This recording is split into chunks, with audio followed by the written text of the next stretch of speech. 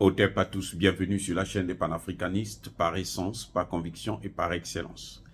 Celle des citoyens qui émitent par nécessité et obligation de combat. Nous sommes une chaîne qui n'est guidée que par nos ancêtres et rien que par les ancêtres qui appartiennent à l'égrégore du monde noir.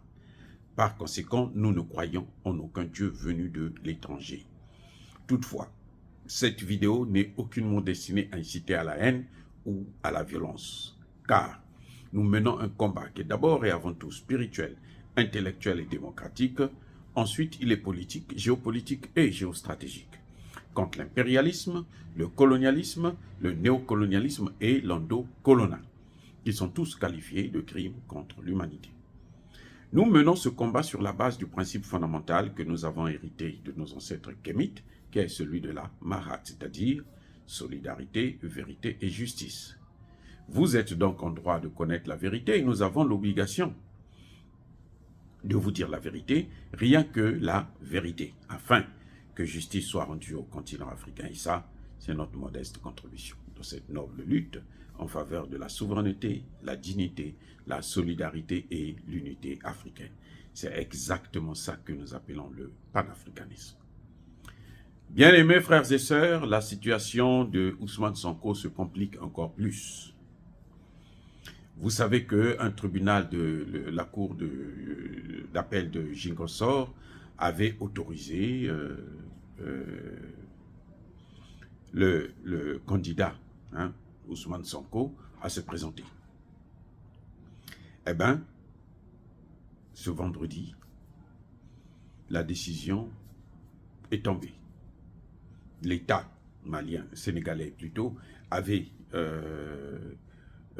pourvu en cassation cette affaire et la Cour suprême vient de décider, elle a cassé la décision de la Cour d'appel de Ziguinchor. C'est la ville où Ousmane Sonko est lui-même maire. C'est une décision lourde de conséquences, bien sûr. Ousmane Sonko est toujours en prison, comme vous le savez, et la veille, il a écrit une lettre pour demander encore à la population de se mobiliser pour se préparer parce qu'il savait qu'il devrait perdre encore le procès. Et malheureusement, les gens ne se sont pas mobilisés. Ils ne sont pas sortis dans la rue comme on le pensait. Là, c'est un problème.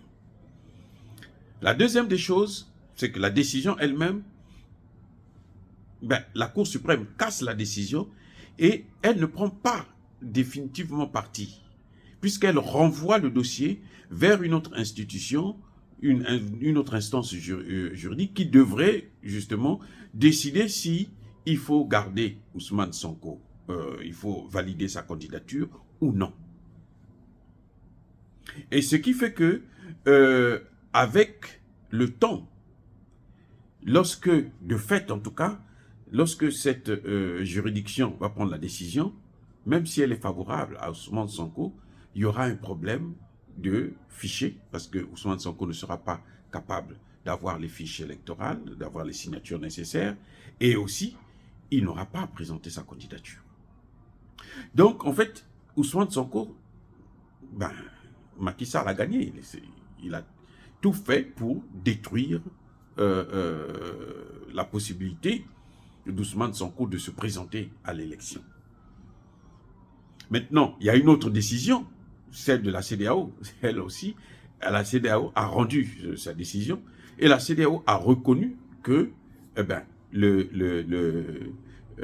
l'État du Sénégal n'avait pas violé les droits du candidat Ousmane Sonko. Mais en fait, la CEDEAO ne devrait pas être saisie parce que une instance, la CEDEAO étant une instance internationale, elle est saisie par les États ou encore lorsque toutes les procédures au niveau de l'État, au niveau national, sont épuisées. C'est là qu'on saisit maintenant la Cour de justice de la CEDEAO.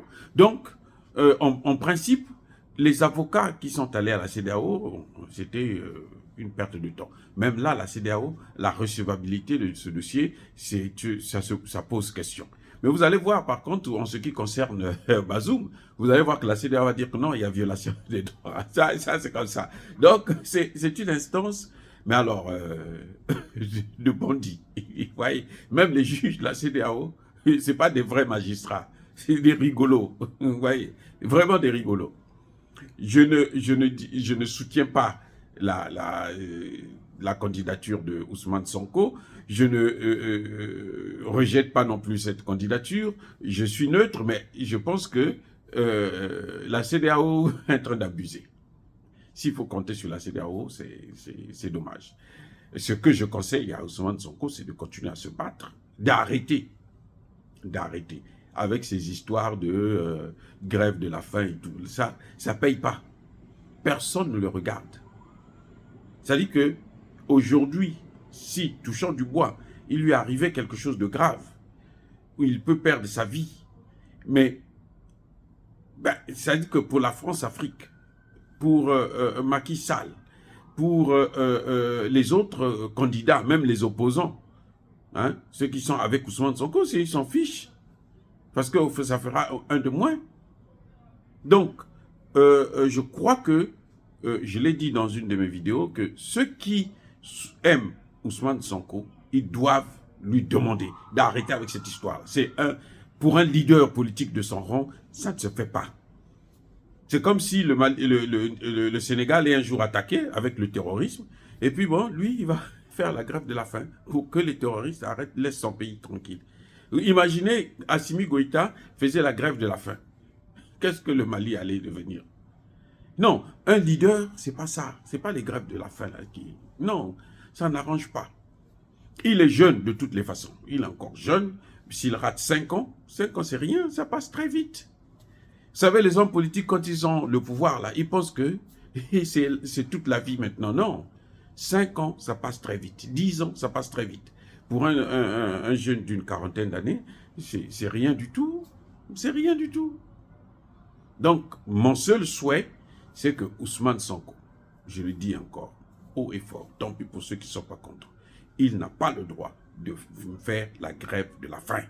Il doit se nourrir normalement parce qu'il y a des jeunes là qui comptent sur lui et qu'il ne peut pas les décevoir parce que lui, il fait la grève de la faim. C'est ridicule. Moi, je trouve ça alors ridicule.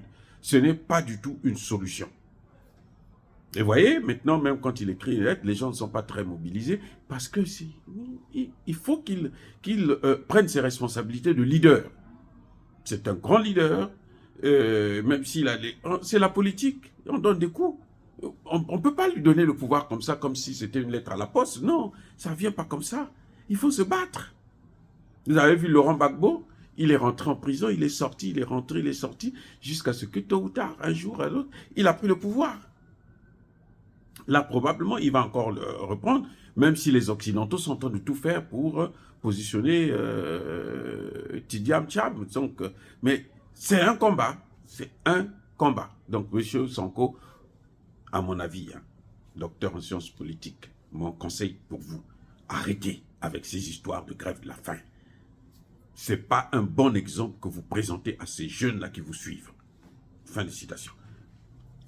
En tout cas, les décisions sont décevantes pour le camp Sonko, mais je crois, et je persiste et je signe, il faut qu'ils se battent. C'est le combat politique. C'est comme ça, il y a des moments où vous devrez encaisser les coups, et il y a des moments où vous devrez les donner aussi. Dire cela, c'est inciter à la haine ou à la violence. Non, il y a ma colère veille. Macky Sall s'en va là, dans quelques mois. Et puis après, Ousmane Sonko peut avoir la possibilité d'être candidat et gagner l'élection si Dieu le veut.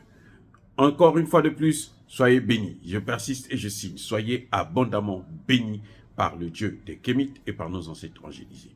Mais que tous ceux qui persécutent le continent africain le pillent et le déstabilisent, qu'ils soient noirs, blancs, chinois, arabes, juifs, indiens, qui qu'ils soient punis, maudits, foudroyés, neutralisés, écrasés, effacés par ce Dieu des Kémites et par nos ancêtres angélisés. Vive l'Afrique éternelle, j'ai dit et j'assume.